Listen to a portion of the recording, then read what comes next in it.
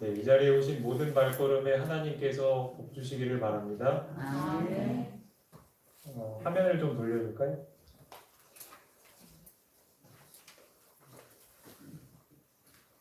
네, 오늘은 지난 시간에 이어서 우리 5월 가정의 달을 맞아 가정에 대한 하나님의 말씀을 좀 살펴보도록 하겠습니다. 우리 가정에도 구원이 필요할까? 두 번째 시간을 좀 가져볼까 합니다. 우리는 지난 시간에 장자권을 두고 벌어졌던 야곱 집안 이야기를 살펴보았습니다. 그 야곱 가족의 갈등의 원인이 무엇일까? 이것을 다시 한번 짚어볼까요? 일단은 그 첫 번째로 큰 아들이 에서가 있었는데 에서의 문제는 장자의 자격을 주는 일에 별로 관심이 없었어요. 그렇죠? 또 이제 아버지 입장에서 이삭의 문제는 뭐였냐면 하나님이 큰 자가 어린 자를 섬기게 될 거다 하면서 야곱이 더 적절한 장자 이렇게 이 말씀을 하셨는데 그러한 하나님의 조언을 듣기를 거절을 합니다. 그리고 자기가 좋아하는 아들인 에서를 장자로 세우려고 했다가 지난주에 봤던 그런 갈등이 생기게 되는 것이었죠. 또 리브가와 야곱의 문제는 뭐였냐면 기다리지 못했던 겁니다. 좀 기다렸다면 하나님이 순탄하게 해결하셨을 텐데 그러지를 않고 자기 힘으로 해결을 하려고 했다가 일이 더 커지게 된 것이었죠. 그러니까 자기를 향한 하나님의 계획에 무관심했던 에서 하나님의 생각을 거절하고 자기의 고집을 피웠던 이삭, 또 하나님을 믿지 못해 불안해하면서 일을 저질러 버렸던 리브가와 야곱. 여러분, 이 가족들의 모습 속에서 어떤 공통적인 문제점이 보이십니까? 저는 그 공통점을 이렇게 정리를 해봤습니다. 그들 각자가 하나님과 갖고 있었던 관계에 문제가 있었던 겁니다. 한번 이렇게 생각을 해보시죠. 그 부모와 자녀 간의 관계에 비유해서 생각해 보시면 이해가 되실 겁니다. 어떤 부모가 자식이 있는데 그 자식이 내가 그 자식한테 바라는 게 뭔지를 별로 관심도 없고 또 부모가 바라는 대로 별로 살려고 하지도 않아요. 그리고 이 자식이 부모가 조언을 해줘도 그거 듣기 싫어하고 그냥 내가 하고 싶은 대로 할래? 이제 그래버려요. 또 부모가 야 이럴 때는 아빠가 도와줄 테니까 걱정하지 마 이렇게 약속을 했는데 정말 아빠가 약속을 지킬까 그게 의심스러워가지고 혼자서 불안해하고 막 고민하면서 결국 자기가 막 해결하려고 막 자식이 나서요. 여러분 만약에 이런 부모님과 이런 자식이 있다면 이 관계가 아주 건강하고 바람직한 관계처럼 보이시나요? 아니요. 그렇지 않죠. 그렇죠? 근데 당시에 야곱 식구들의 관계가 하나님과의 관계가 이랬던 거예요. 그리고 제가 볼 땐 오늘날의 신자들도 하나님 사이의 관계가 이것과 크게 다르지 않은 것 같습니다. 그렇기 때문에 야곱 가족들이 겪었던 그 가족 간의 갈등과 불화가 지금도 심심치 않게 신자들의 가정에서도 나타나고 있는 것이죠. 그러니까 이 문제가 해결이 되려면 근본적인 원인이 해결이 돼야 합니다. 다시 말해서 가족의 모든 구성원들이 하나님과의 관계가 바르게 회복이 되어야 가정의 문제도 해결이 될 수 있다는 말씀이에요. 오늘 우리는 지난주 사건에 이어서 야곱 가정의 이야기를 더 살펴볼 텐데요. 특별히 야곱과 하나님 사이의 그 관계가 어떻게 정상적으로 회복이 되어 가는지를 보게 될 것입니다. 이것에 한번 좀 주목해 보시기 바랍니다. 이 야곱의 모습 속에서 우리는 지금 나와 그리고 하나님과의 무너진 관계가 어떤 식으로 회복이 될 수 있는지에 대해서도 배우게 될 것입니다. 부디 오늘 시간을 통해서 어떻게 하면 내가 그리고 어떻게 하면 우리 가족들이 이러한 하나님과의 관계가 회복이 될 수 있을지 그 방법을 발견하게 되는 시간이 되었으면 좋겠습니다. 이제 야곱이 외삼촌 라반이 있는 갓담 아람이라는 곳으로 갑니다. 거기로 떠나기 전에 아버지 이삭이 야곱을 불러서 이렇게 이야기를 합니다. 화면에 있는 말씀을 좀 보시겠습니다. 창세기 28장 1절부터 4절에 있는 말씀입니다. 이삭이 야곱을 불러 그에게 축복하고 또 당부하여 이르되 너는 가나안 사람의 딸들 중에서 아내를 맞이하지 말고 일어나 갓담 아람으로 가서 내 외조부 부두엘의 집에 이르러 거기서 내 외삼촌 라반의 딸 중에서 아내를 맞이하라.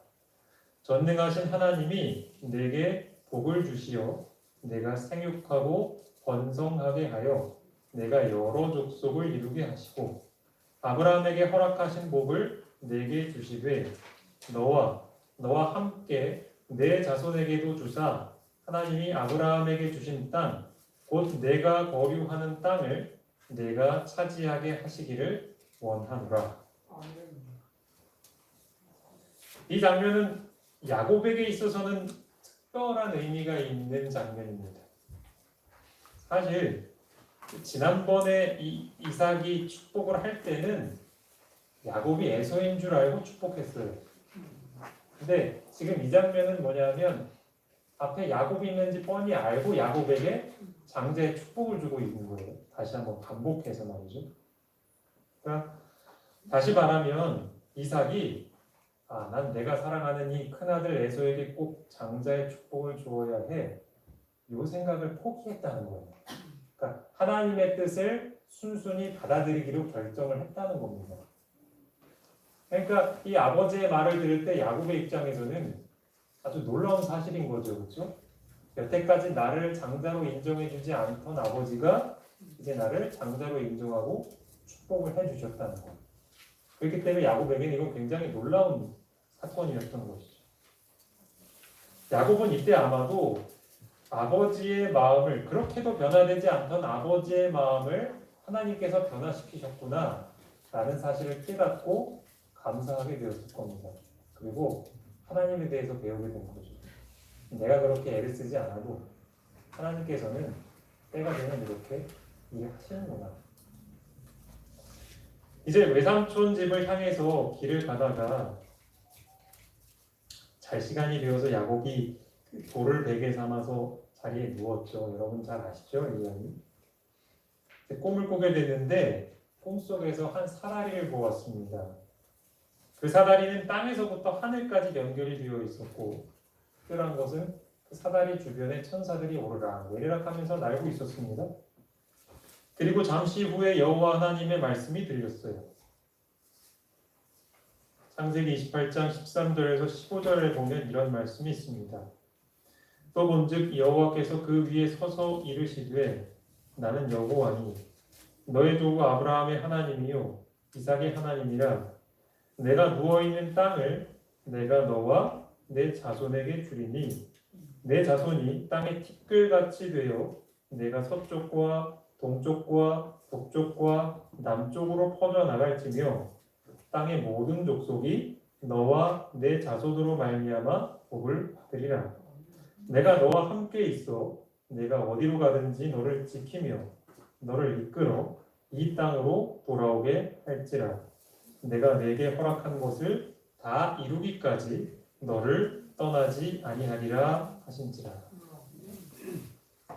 근데 여러분 가만 보시면요, 이 하나님의 말씀이 야곱이 처음 듣는 내용이 아니에요. 아마도 아버지 이삭이 어릴 때부터 이 야곱에게 이 얘기를 자주 했을 겁니다. 우리 집에 장자가 에서지. 근데 이 에서가 장자가 되면 이런 축복을 받게 될 거야 라고 에서와 야곱을 앉혀놓고 아버지가 계속 가르쳤거든요. 이건. 그런데 이날만큼은 이 약속이 야곱에게는 아주 새로운 말씀이었어요. 왜 그랬냐면 여러분 그 당시에 야곱의 심경을 한번 생각을 해보겠습니다. 아버지와 형을 속인 것에 대해서 양심의 가책을 느끼고 있었어요. 또 형 에서가 언제든지 자기를 죽이러 쫓아오지 않을까 하는 불안함에 떨고 있었어요. 또 자신의 잘못 때문에 하나님은 나를 버리셨을 거야 라는 그런 생각이 야곱의 마음을 괴롭히고 있었습니다. 과연 내가 어렵게 축복을 얻어냈는데 이 축복을 잃어버리면 어떡하지? 하는 불안감도 야곱의 마음속에 있었어요. 이런 복잡한 마음의 짐을 내려놓고 싶은데 용기가 나질 않아서 하나님께 기도할 수도 없는 상황이었어요.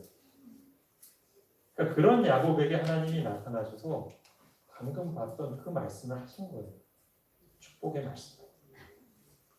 이런 거죠. 야곱아, 네가 볼 때는 상황이 불리하고 달라진 것처럼 느끼겠지만 너를 향한 나의 약속 그리고 그것을 지키겠다는 내 생각은 결코 변함이 없다.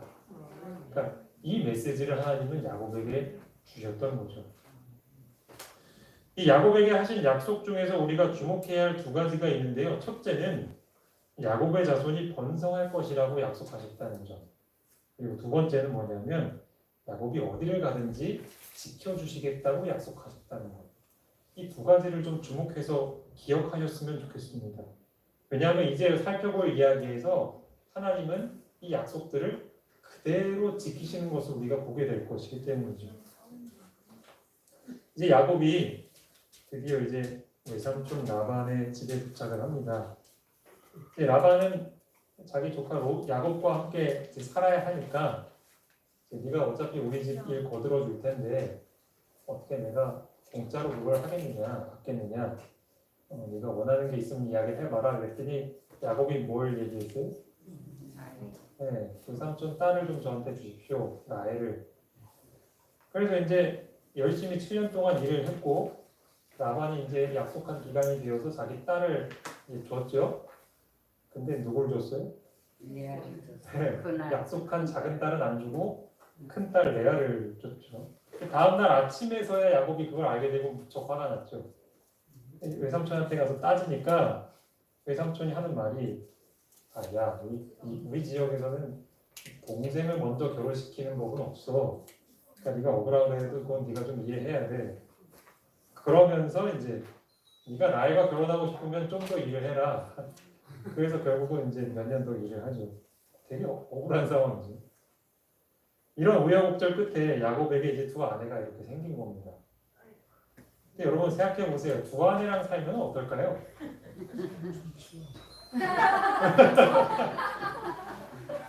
네, 그렇게 생각하시는 분들도 있더라고요. 근데 제가 이 야곱이 사는 모습을 이렇게 가만히 상상을 해보니 저라면 그렇게 살고 싶지는 않을 것 같아요. 되게 피곤할 것 같아요. 네. 괴로운 점이 더 많지요. 네. 레아와 라헬은 남편의 사랑을 독차지하기 위해서 그야말로 피 튀기는 전쟁을 벌입니다. 매일. 이 두 여인들이 밤낮 하는 생각이 뭐냐면 어떻게 하면 남편이랑 오늘 잘까 봐요. 어떻게 하면은 내가 언니보다 내가 동생보다 아들을 더 많이 낳을까. 맨날 그 생각만 하고 있는 거예요. 그래서 낮에는 이 두 자매가 오늘 밤 누가 남편과 잘 것인지 서로 대결을 해요. 그리고 그 대결에서 이긴 사람이 밤이 되면 이제 남편을 데리고 들어와서 이제 밤자리를 같이 하는 거예요. 그러니까 야곱은 영문도 모르고 일하고 들어와서 여보 오늘은 나랑 자면 돼요. 그래서 끌려 들어가는 거예요. 그것도 모자라서 레아와 라헬은 이제 이 아들 낳기 경쟁에 자기 몸종들까지 이제 투입을 시킨 거죠. 그리고 이제 이 여인들이 상대 내가 아들을 낳으면 하나님 감사합니다 그러고 막 찬양을 부르고 그러는데 상대방이 아들을 낳으면 하나님이 나를 버리셨어. 남편한테 가서 나 이제 못 살겠어 빨리 애 낳게 해달라고 막 떼쓰고 야곱은 나도 보통 피곤한 게 아니죠. 요즘 또 결혼한 아이들 중에서 남편이 다른 여자랑 눈이 맞을까봐 불안해하는 여자들이 있대요. 이건 이제 우리 교회에 계신 분들은 아닌 것 같은데 그래서 자기를 막 더 아름답게 꾸미는데 더 신경을 쓴대요. 남편이 떠나갈까봐. 그리고 혹시라도 그 돈 들고 가버릴까봐 가정 경제권도 막 감시하고 자기 몫을 챙겨놓고 막 그렇다고 해요. 그러니까 남들이 볼 때는 아주 행복한 부부 같은데 속으로는 그렇게 막 불안과 초조 속에서 사는 거예요. 여러분 이런 가정이 과연 행복한 가정이라고 할 수 있을까요? 분명하지요. 그렇지 않죠. 여기 성경에 이런 말씀이 있더라고요. 여러분 공통점이 뭔지를 아시겠어요? 여기 이 야곱이 어떻게 이렇게 많은 아들들을 두게 되었는지 그 비결이 나와 있거든요. 자, 노란색으로 표시된 부분에 뭐라고 적혀 있죠? 그의 태를 여셨으나 그의 태를 여셨다. 누가요? 하나님께서 하나님. 그러니까 레아의 태를 여셔서 아들을 낳게 하신 것, 또 라헬의 태를 여셔서 아들을 낳게 하신 것 다 누구예요? 하나님 하나님이에요. 만약에 레아와 라헬이 이 사실을 진작부터 알고 믿었더라면 그들의 삶이 좀 더 여유 있고 행복하지 않았을까요? 질투는 안 했겠지요. 그렇죠. 그렇게 안달대면서 살 필요가 없었을 거예요. 야곱에게 주셨던 그 약속, 다시 말해 아까 제가 두 가지 약속 기억하자고 하셨잖아요. 그 중에 첫 번째가 뭐였냐면 번성할 것이라는 약속을 주었거든요. 이 약속을 야곱뿐만 아니라 그 아내들도 알았다면, 그리고 그걸 실제로 믿었다면 이 야곱 가정의 삶이 훨씬 더 행복했을 것임은 분명한 일이죠. 라헬이 요셉을 낳았을 무렵에 또 이런 일이 있었습니다. 야곱이 그 라반에게 저 이제 아내와 자식들 데리고 좀 고향으로 가겠습니다. 이렇게 얘기를 했어요. 그랬더니 라반이 그러지 말고 우리 집에 좀 더 있어 이렇게 하면서 붙잡았어요. 왜냐하면 라반이 이따가도 말씀드리겠지만 야곱의 받아야 할 품삯을 막 가로채가지고 자기 재산 막 불리고 그래서 이 덕을 톡톡히 맞거든요. 조카 덕을. 그러니까 이제 더 붙잡고 싶은 거죠. 그래야지 자기 재산이 더 불어나니까. 그러자 야곱이 이제 라반에 한 가지 제안을 합니다. 삼촌 그러시면 이렇게 해주십시오. 삼촌에게 양떼들이 있는데 그 중에서 점이 있고 검은 무늬가 있는 것들은 다 제 것으로 인정해 주십시오. 그러니까 이제 라반은 야곱을 놓치기 싫으니까 수락을 해줬어요. 그리고서는 즉시 자기 아들들한테 가서 뭔 명령을 내리냐면 야곱이 이런 얘기를 했거든. 그러니까 점 있고 검은 양들을 다 골라가지고 니들이 직접 관리해. 왜 그랬는지 이해되죠?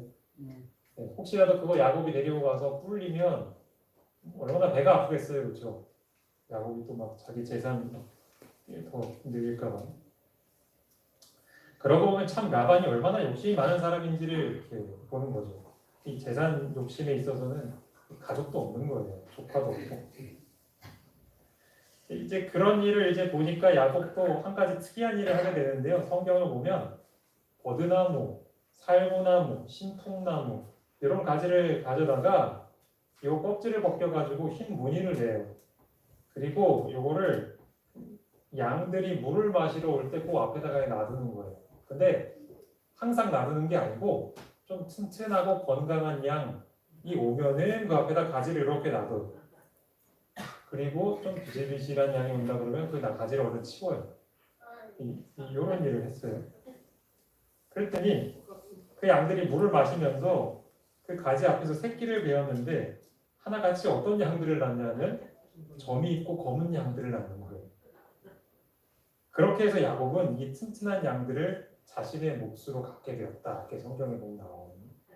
신기하죠, 그렇죠? 야곱이 어떻게 이런 비법을 알고 있었을까? 야곱 참 대단하네. 이런 생각을 하고 계신 분도 계실 텐데 여러분 진짜 중요한 건 그게 아니었어요. 야곱의 양이 늘어났던 건 야곱의 지혜와 노력 때문이 아니라 하나님께서 적어도 야곱 자신이 그렇게 야곱도 그렇게 생각을 했어요. 이건 하나님이 주신 거라고. 나중에 이제 가족들 앞에 이런 얘기를 하거든요. 한번 읽어보실까요? 그가 이르기를 시작. 그가 이르기를 점 있는 것이 내 썩이 되리라. 온 형제가 남은 것이 점 있는 것이요 또 얼룩무늬 있는 것이 내 썩이 되리라 하면 온 형제가 남은 것이 얼룩무늬 있는 것이니 하나님이 이것이 그대들의 아버지의 가축을 빼앗아 그들에게 주셨느니라. 재산 욕심이 많았던 라반은요. 야곱의 품삯을 정해놓고도 그대로 안 줘요. 자꾸 무슨 핑계를 대면서 그 품삯을 계속 바꾸고 해서 성경에 보면 10번이나 바꿨대요. 그런 걸. 그러니까 야곱 입장에서는 얼마나 갑질을 당한 거예요. 요즘 말로 하면. 하나님은 이런 부정한 방법으로 라반이 야곱의 품삯을 착취하고 있는 것을 잘 알고 계셨어요. 야곱은 하나님이 이런 것을 잘 아시고 자기가 당연히 받아야 할 몫을 외삼촌에게서 빼앗아서 자기에게 주셨다라고 얘기를 한 거예요. 그리고 나서 이제 가족들에게 한 일화를 소개하는데 한 번은 야곱이 꿈을 꿔요. 양들이 새끼를 뵐 무렵에 꿈을 꿨는데 그 꿈에 뭐가 나오냐면 야곱이 이 양떼를 탄 숫양이 이제 다 어떤 양이었냐면 얼룩무늬와 점이 있는 양임을 보았다는 거예요. 그러니까 양떼를 탔다는 건 뭐냐면 얘들이 이제 번식기가 돼가지고 서로 이제 짝짓기를 한다는 얘기예요. 근데 다 그 양들이 얼룩무늬와 점이 있는 양인 것을 이제 꿈을 통해서 본 거예요. 그러니까 야곱은 알았죠. 아, 하나님이 이런 양들을 나에게 주시겠구나라는 것을 안 거예요. 하나님이 그렇게 약속을 지키시는구나. 근데 진짜 기다려 보니까 실제로 그런 일이 눈앞에 벌어진 거죠. 그러니까 야곱은 이렇게 경험적으로 하나님을 배워왔고 있었던 겁니다. 그러니까 야곱이 배웠던 건 뭐냐면 하나님을 신뢰하면 하나님께서 이루어주시는구나. 약속 지키시는구나. 그걸 또 이번 경험을 통해서 배운 겁니다. 이렇게 하나님의 섭리로 야곱의 재산이 늘어나니까 라반의 가족들이 질투를 하기 시작을 합니다. 이대로 가면 안 되겠다라고 생각한 야곱은 이제 아내들을 불러놓고 자 이제 내 고향으로 좀 돌아갑시다. 가족들이 다 동의를 했어요. 그래서 이제 외삼촌 몰래, 그러니까 라반 몰래 이제 가족들을 데리고 고향으로 떠납니다. 나중에 이제 3일 정도 지나고 나서 라반이 그 사실을 알고서는 막 불이 나게 야곱을 쫓아가요. 이 녀석 내가 불쌍해가지고 좀 건사시켜줬더니 또 나한테 이렇게 할 수 있어. 그러면서 막 사실은 해치려는 마음을 먹고 떠나가요. 근데 하나님께서 아주 특별한 방법으로 이걸 또 막으십니다. 여기 창세기 31장 29절에 보면 나중에 라반이 이제 야곱에게 이런 말 하는 거거든요. 쉽게 얘기하면 이런 거예요. 사실은 내가 지금이라도 너 마음만 먹으면 한 손에 그냥 해치울 수 있는데 어제 하나님이 꿈에 나타나셔서 그러면 안 된다고 하셔서 내가 참는 거야. 그러면서 이제 그렇게 얘기를 한 거죠. 그러니까 이걸 통해서 또 야곱이 뭘 기억했냐면 베델에서 하나님이 자기에게 주신 그 약속을 또 기억한 거예요. 아까 기억하자고 했던 그 두 가지 약속 중에 두 번째 약속이 뭐였냐면 네가 어디로 가든지 널 지키겠다고 했잖아요. 근데 하나님은 정말 특별하게도 이렇게 약속을 지키신 거예요. 그러니까 야곱은 한 번 더 그런 하나님에 대해서 배우게 된 거죠. 하나님은 이렇게 약속하시면 지키시는 분이구나라는 걸. 그런데 이제 야곱에게는 마지막 넘어야 할 큰 산이 하나 남아 있는데 누굴 만나야 해요 이제? 집으로 돌아가면 이제 에서를 만나야 되잖아요. 그게 이제 큰 고비였던 거예요. 내가 예전에 지었던 잘못 때문에 내가 죽는 것은 그래도 좀 견딜만 한데 가족들이 죽는 것은 차마 볼 수가 없었던 거예요. 나 때문에. 두려웠던 거죠. 그리고 이렇게 불안해하고 있으니 하나님께서 야곱에게 특별한 장면을 하나 보여주십니다. 여기 창세기 32장 1절과 2절 말씀을 한번 볼게요. 한번 좀 같이 읽어보실까요? 야곱이 시작. 야곱이 길을 가는데 하나님의 사자들이 그를 만나니라. 야곱이 그들을 볼 때 이르기를 이는 하나님의 군대라 하고 그 땅 이름을 마하나임이라 하였더라. 네. 베델에서 나타났던 천사들 기억하시죠? 그 사다리 오르락내리락 했어요. 그 똑같은 천사들이 마치 그 가족을 둘러지치는 호위병들처럼 쫙 서 있는 모습을 야곱이 본 거예요. 그러니까 야곱의 마음이 어땠을까요? 그 두려워하고 불안한 마음이 이제 좀 사라진 거죠. 근데 그것도 오래 가지 않았어요. 그렇게.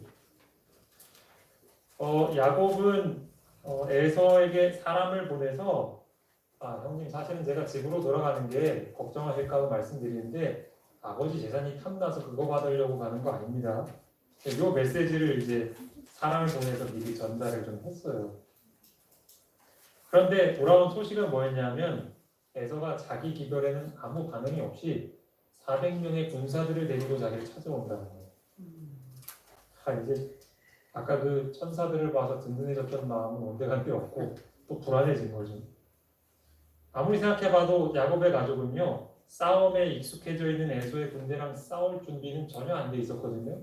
속수무책으로 그냥 당하는 거예요. 그러나 이제 야곱은 궁여지책으로 이런 방법을 내놓았죠. 자신의 가족을 둘로 나눠요. 만약에 에서가 와서 공격하면 한 편은 좀 죽더라도 한 편은 좀 살까 해서 도망갈 시간을 좀 벌려고. 그리고 이제 형 에서의 마음을 어떻게 해서든 좀 달래보려고 이렇게 자기가 갖고 있는 가축들을 선물을 미리 앞세워서 보내면서 좀 이렇게 마음을 좀 풀려고 했어요. 이제 야곱이 할 수 있는 일은 다 했다고 생각을 하고 야곱은 가족들을 먼저 강을 건너서 보낸 다음에 자기가 혼자 남아서 밤을 새워서 하나님께 좀 기도해야겠다 그렇게 생각을 합니다. 내 잘못 때문에 사랑하는 가족이 죽을 위험에 처해 있다는 것에 너무나도 괴로워하면서 눈물을 흘리면서 하나님께 간절히 호소를 해요. 그러다가 밤이 깊었습니다. 그런데 갑자기 웬 낯선 사람이 야곱의 손을 붙잡았습니다. 야곱은 자기를 죽이려고 형이 보낸 원수인 줄 알고 죽지 않으려고 필사적으로 싸웠습니다. 그 싸움은 거의 해가 뜰 무렵까지도 계속되는데 도대체 이 사람은 물러서지를 않는 거예요.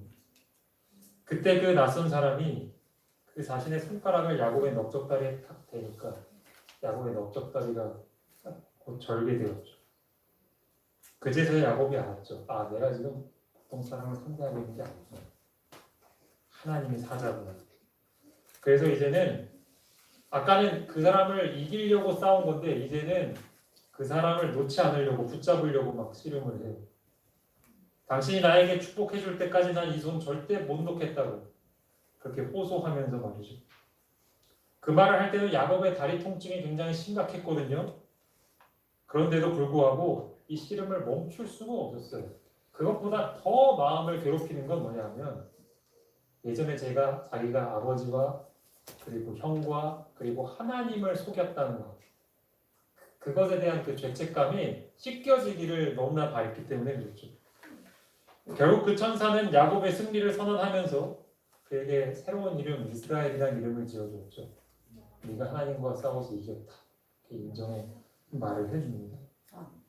그런데 신기한 건 뭐냐면 그렇게 하나님의 사자랑 싸우니까 마음이 어때요? 두려웠던 마음이 사라지는 거예요. 이제 에서를 곧 만나야 되는데 에서를 만나는 일이 두려웠을까요? 아니요. 그렇지 않았대요. 자기의 두려움을 평안으로 바꾸신 하나님이 에서의 마음도 분명히 바꾸실 것이다. 이런 확신이 마음에 들었던 거예요. 아니나 다를까 하나님께서는 이미 그 순간에 에서의 마음을 변화시키려고 일을 하고 계셨습니다.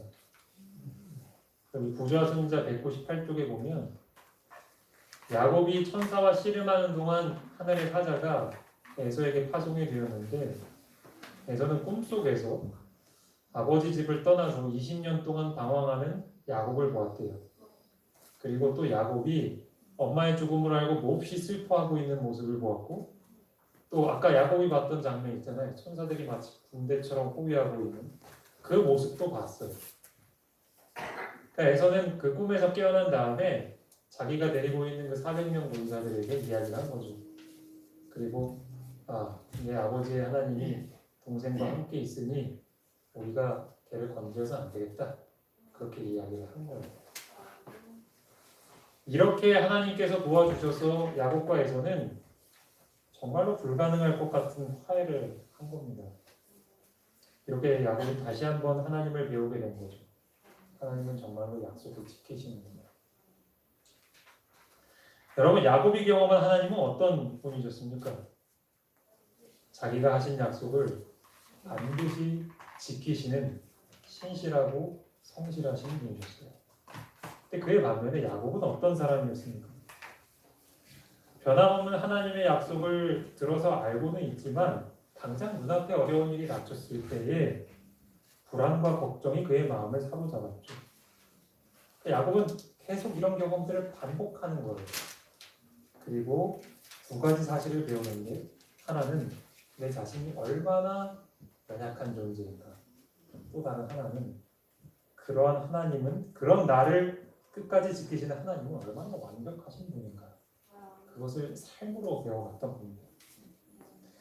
우리도 마찬가지입니다. 하나님이 어떤 분이시고 하나님의 약속이 어떤 것인지 우리는 많이 들어서 알고 있어요. 근데 막상 실전에 들어가면 그거 다 잊어버리고 여전히 하나님을 믿지 못하고 불안해합니다. 야곱에게 필요했던 하나님에 대한 지식이 경험적인 지식이었던 것처럼 마찬가지로 오늘 우리에게 필요한 지식도 뭐냐면 하나님에 대한 경험적인 지식이에요. 이 지식이 하나씩 쌓여갈 때 건강하지 못한 하나님과의 관계가 회복이 될 수 있는 것이고, 그래야 우리 가정에서 생기고 있는 모든 갈등과 불화의 문제도 깔끔하게 해결이 될 수 있는 것입니다. 여러분, 내가 죄인이라는 걸 인정한다는 건 바로 이런 의미예요. 내가 다른 사람보다 특별히 무슨 나쁜 짓을 많이 했다는 게 아니라 내가 하나님에 대해서 많이 듣고 또 하나님을 믿는 것 같은데도 막상 삶 속에서 어떤 문제를 만나면 하나님 없는 사람처럼 행동하게 된다는 거. 그게 바로 내가 죄인처럼 산다는 거예요. 마치 부모님이 옆에 계신데도 부모님이 없어서 늘 걱정하고 불안해하는 자녀들의 모습과 같은 거죠. 아담과 하와를 통해서 죄가 세상에 들어오게 된 이후로 지금 우리에게 이르기까지 모든 사람들이 다 그렇게 살아가고 있는 겁니다. 바로 여기에 우리 가정이 내디뎌야 할 첫 걸음이 있는 겁니다. 나와 우리 가족들이 이런 죄인의 상태, 다시 말해서 하나님과 단절되어 있는 상태로 살아가고 있다는 것을 먼저 아는 일이 중요한 거예요.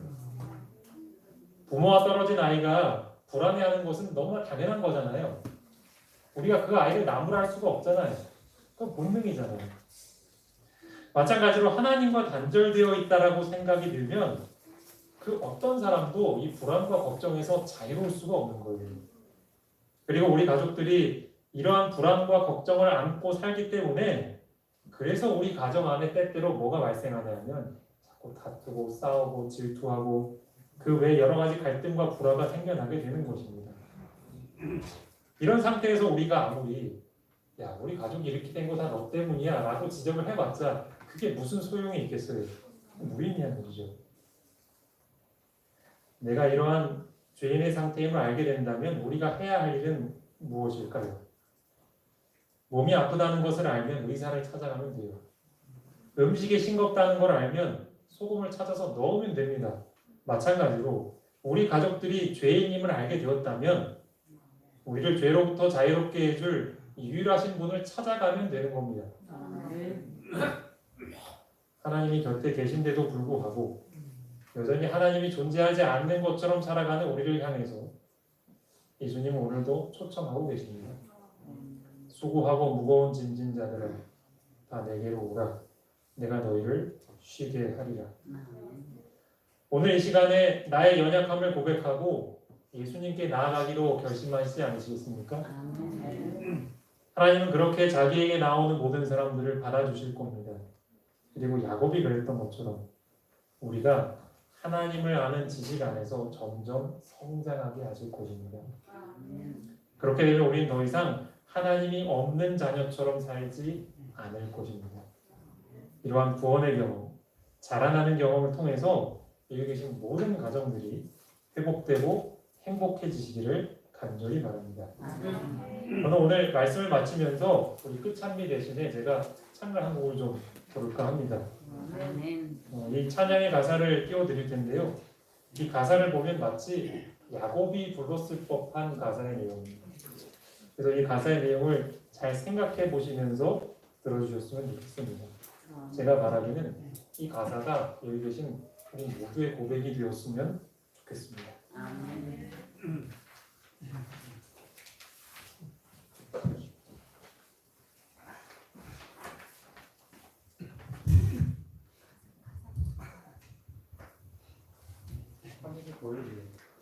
화면을 보여주세요. 가사를 보시면서 들으시면.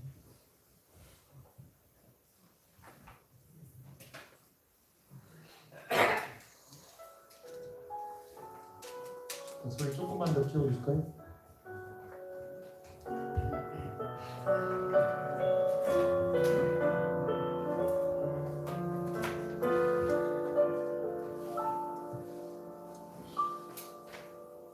오늘도 나는 쉽게 흔들리고 작은 일에도 마음은 무너지고 감사하기보다는 걱정이 앞서는 나는 아직도 어린아이 같죠. 나를 볼 때면 너무 부족해서 못난 내 모습 가리고 살고 싶은데 내 안에 계신 주님 날 일으키시고 빛으로 한 걸음 용기 내게 하시죠. 주님의 사랑을 믿고 또 주님의 완전하심을 배우며 걸음마를 때는 아이처럼 흔들려도 다시 걸어갑니다. 주님의 사랑을 믿고 또 주님의 완전하심을 배우며 믿음으로 사는 게 어려워도 오늘도 나는 잘하는 중이죠.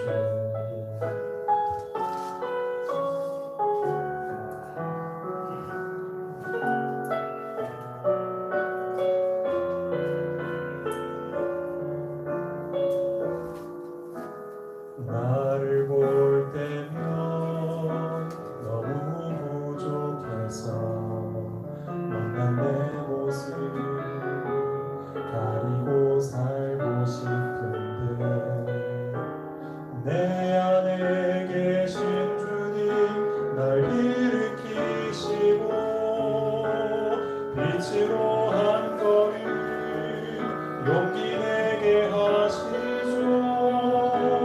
주님의 사랑을 믿고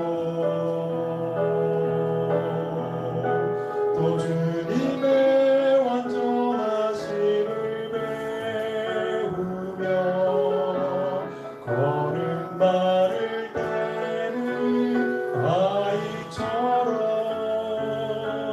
흔들려도 다시 걸어갑니다. 주님의 사랑을 믿고 또 주님의 완전하심을 배우며 믿음으로 사는 게 어려워도 오늘도 나는 잘하는 중이죠. 오늘도 나는 잘하는 중이죠. 아멘. 아멘. 기도하시겠습니다. 아버지 하나님, 야곱의 삶을 통하여 우리의 모습을 봅니다. 하나님께서 곁에 계심에도 하나님에 대해서 많이 듣고 배웠음에도 여전히 우리는 삶 속에서 하나님 없는 것처럼 살 때가 얼마나 많습니까? 그러한 우리의 연약함을 내치지 않으시고 여전히 지금도 우리를 초청하시는 그 하나님의 음성을 우리가 받아들이기를 원합니다. 우리를 죄로부터, 연약함으로부터 구원하여 주시옵소서. 예수님의 이름으로 기도합니다.